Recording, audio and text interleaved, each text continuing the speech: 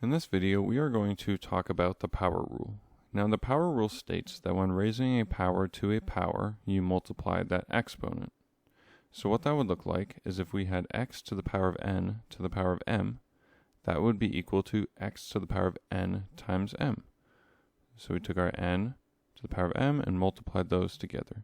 So an example to prove that would be if we had 5 to the power of 4 to the power of 3, that would be equal to 5 to the power of 4 times 3, which would ultimately be equal to 5 to the power of 12.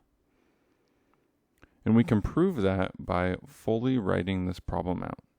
So 5 to the power of 4 to the power of 3 can be rewritten as 5 to the power of 4 times itself 3 times, like so.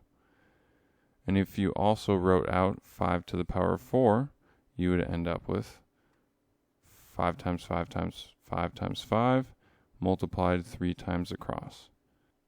And if you simplify this, we have 3 sets of 4 5s, so 3 times 4 would be equal to 12, which means we would have 12 5s, or 5 to the power of 12. Now that wraps up the power rule. If you have any questions, please comment down below.